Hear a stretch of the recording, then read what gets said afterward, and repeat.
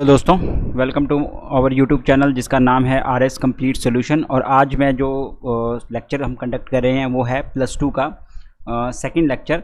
जिस पिछले लेक्चर में हमने बात की थी कि NPO क्या होता है, NPO में कौन कौन से फीचर्स होते हैं और NPO और एक नॉन प्रॉफिट ऑर्गेनाइजेशन और प्रॉफिट ऑर्गेनाइजेशन में डिफरेंस हमने कवर किया था।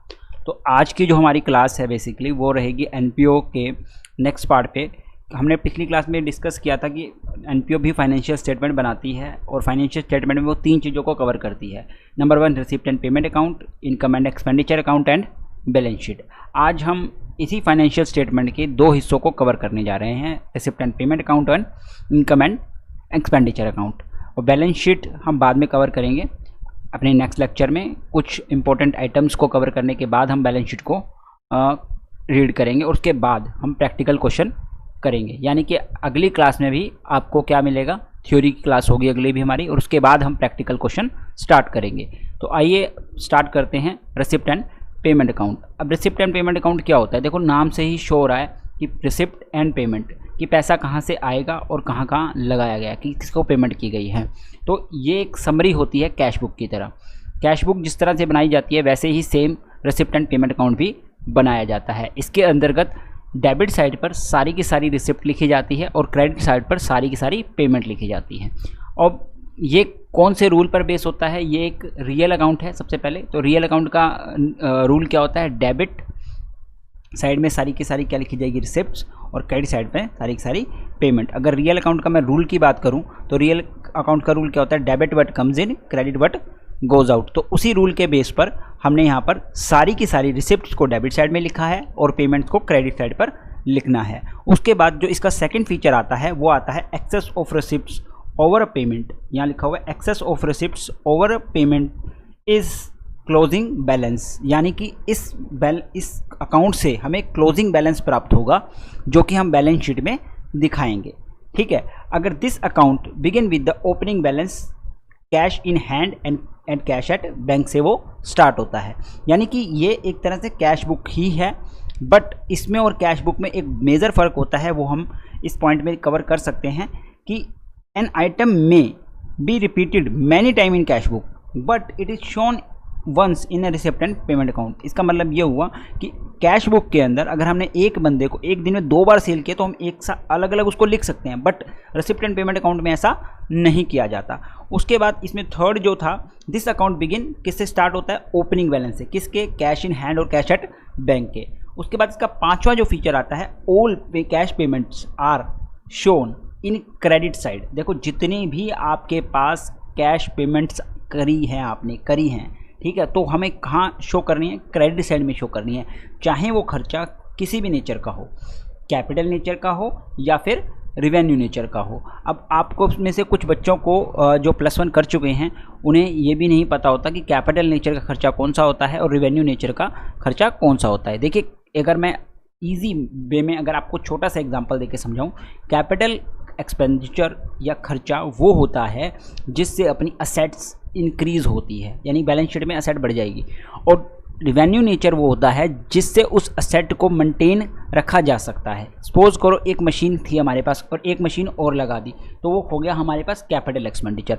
और अगर वो उसी मशीन को, जो मशीन हमारे पास एग्जिस्टिंग थी, उसमें हम कुछ रिपेयर करवा दें तो उसको हम कहेंगे रिवेन्यू नेचर का खर्चा। तो ठीक है, अब हमें याद रखना है कि रिसिप्ट एंड पेमेंट में दोनों तरह के खर्चे को क्रेडिट साइड पर लिखा जाता है, चाहे वो कैपिटल का नेचर का हो चाहे वो रिवेन्यू नेचर का हो। और एक इम्पॉर्टेंट बात और इसमें, चाहे वो करंट ईयर का है, चाहे वो प्रीवियस ईयर का है, चाहे वो फ्यूचर का है, तो हमें तीनों ही टेंसेस के, यानी कि पास्ट, फ्यूचर और प्रेजेंट, तीनों ही टेंसेस के जो एक्सपेंडिचर है, यानी करंट ईयर का जो खर्चा है, जो पिछले साल का खर्चा किया वो भी अगर हमने पेमेंट किया तो वो भी लिख दो, और अगले साल की पेमेंट कर दी तो वो भी हम यहाँ पर लिख देंगे। उसके बाद जो हमारा छठा फीचर आता है वो आता है receipt and payment account, not only the actual receipt and payment of cash. मतलब हम यहाँ पर नॉन कैश आइटम को रिकॉर्ड नहीं करेंगे, जैसे कि डेप्रिसिएशन चार्ज कर दिया, आउटस्टैंडिंग कोई चीज़ रह जाती है, एक्सपेंस रह जाता है, तो उसको हम यहाँ पे रिकॉर्ड नहीं करेंगे। यानी कि रिसिप्ट एंड पेमेंट अकाउंट को हमें पढ़ने से ये पता लगता है कि ये जस्ट लाइक कैश बुक है। नंबर 1 बात, ये रियल अकाउंट है, नंबर 2 बात, इसके अंदर इर्रिस्पेक्टिव ऑफ एक्सपेंडिचर कि वो किस नेचर का है वो भी लिखा जाएगा, प्लस और वो किस ईयर से रिलेटेड है उसको भी हम मायने नहीं देते। उसके बाद आता है इनकम एंड एक्सपेंडिचर अकाउंट।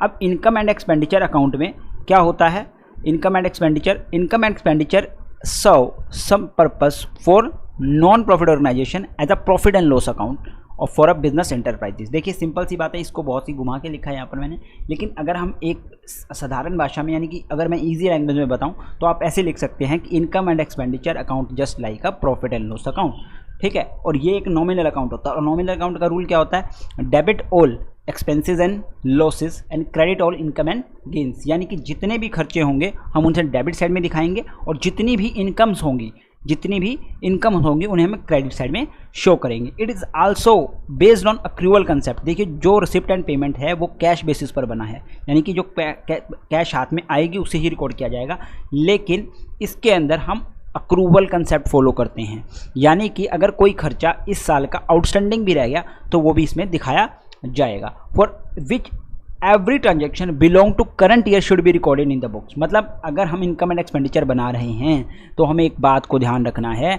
कि हमें से केवल और केवल इसी साल के खर्चों को इसके अंदर रिकॉर्ड करना है, ना ही तो हमें पास्ट ईयर के खर्चों को रिकॉर्ड करना है और ना ही नेक्स्ट ईयर के खर्चे को रिकॉर्ड करना है। उसके बाद बात आती है इसके फीचर्स की। देखो पहला फीचर तो वैसे ही उससे उठाया, क्या नाम, मीनिंग से, it is a nominal account. दूसरा, no capital item enter into this account, मतलब कोई भी कैपिटल आइटम इसमें नहीं लिखी जाएगी। कैपिटल आइटम यानी का मतलब है, यानी कि अगर अपन कोई लैंड एंड बिल्डिंग खरीद ली सपोज करो, तो वो यहाँ पर हम नहीं लिख सकते, ठीक है। ऐसा खर्चा लिखना है जो रिवेन्यू नेचर का होगा। इसके साइड में आप लिख सकते हैं, तो ये जो है रिवेन्यू नेचर का खर्चा हम ही यहाँ पर रिकॉर्ड करेंगे, ठीक है। Its debit includes all expenses pertaining to particular period and credit incomes of all the income pertaining to same period, यानी कि हमें यहाँ पर मैचिंग कंसेप्ट को फॉलो करना है, उसी साल के खर्चे और उसी साल की इनकम को लेना है। अगर सपोज करो आपके रिसिप्ट एंड पेमेंट अकाउंट में कुछ ऐसी इनकम आ जाती है जो हमारे इस साल की नहीं है, तो हम उसे इनकम एंड एक्सपेंडिचर अकाउंट में नहीं लिखेंगे, ठीक है। और आपके रिसिप्ट एंड पेमेंट में आपने कोई ऐसी पेमेंट कर दी है जो कि हमारे इस ईयर से कंसर्न नहीं है, यानी करंट ईयर से कंसर्न नहीं है। जब मैं क्वेश्चन करवाऊंगा तो मैं बहुत अच्छे से यहाँ पर और अच्छे से आपको डिटेल में क्लियर कर दूंगा कि अगर कोई एक्सपेंस जो हमारा इस साल से रिलेटेड नहीं है उसे हम डेबिट नहीं करेंगे। अब जैसे कि रिसिप्ट एंड पेमेंट अकाउंट कहाँ से स्टार्ट होता था, ओपनिंग बैलेंस से, वैसे ही ये ओपनिंग बैलेंस से स्टार्ट नहीं होगा। No opening and closing balance, वो ओपनिंग पे स्टार्ट होता था और क्लोजिंग पे ख़त्म होता था, बट ऐसा यहाँ पर बिल्कुल भी नहीं है। और पांचवा जो इसका फीचर आता है वो आता है this account is prepared in the same manner in which profit and loss account is prepare, मतलब इस अकाउंट को उसी तरह तैयार किया जाता है जिस तरह से प्रॉफिट एंड लॉस तैयार किया जाता है। अभी तक हमने जो बातें सीखी हैं वो हमने डेफिनेशन से ही सारी की सारी उठाई हैं। Credit balance is the excess over expenditure,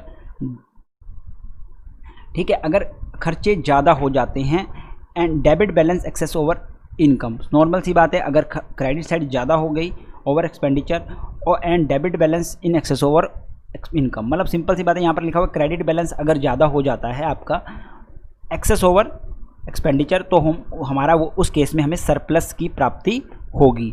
और अगर डेबिट बैलेंस हमारा ज़्यादा रह जाता है, एक्सेस हो जाता है एक्सपेंडिचर ओवर इनकम, तो हमारे को वहाँ पर डेफिशिट मिलेगा, यानी कि लॉस हो जाएगा। हम यहाँ पर लॉस को मैंने पहले भी बताया था, पिछली क्लास अगर आपने नहीं देखी है तो आप देख लीजिए, वहाँ मैंने अच्छे से बताया था कि लॉस को यहाँ पर हम डेफिशिट वर्ड कंसीडर करते हैं, लिखते हैं, ठीक है। तो दोस्तों आज जो हमने कवर किया है वो 2 टॉपिक कवर किए हैं थ्योरी के, रिसिप्ट एंड पेमेंट अकाउंट क्या होता है और इनकम एंड एक्सपेंडिचर अकाउंट क्या होता है। अब इसके अंदर आपको 1 या 2 मार्क्स का सीबीएसई वालों को क्वेश्चन आ सकता है। हरियाणा बोर्ड में ये थ्योरी बहुत ही इंपॉर्टेंट है, तो आप इसको बहुत अच्छे से तैयार कर लीजिए। और इसमें डिफरेंस आ सकता है, तो डिफरेंस आप इसमें से बना सकते हैं देख के, कोई उसमें बड़ी बात नहीं है। जैसे कि मैं अगर आपको एक एग्जांपल दे के बताऊँ तो ये एक रियल अकाउंट है और वो एक नॉमिनल अकाउंट है, इस तरह से आप डिफरेंस आसानी से इसमें क्रिएट कर सकते हैं। तो हमारे चैनल को लाइक कीजिए, सब्सक्राइब कीजिए और शेयर कीजिए अपने दोस्तों को, ताकि हम आपके साथ इसी तरह से जुड़े रहें। धन्यवाद।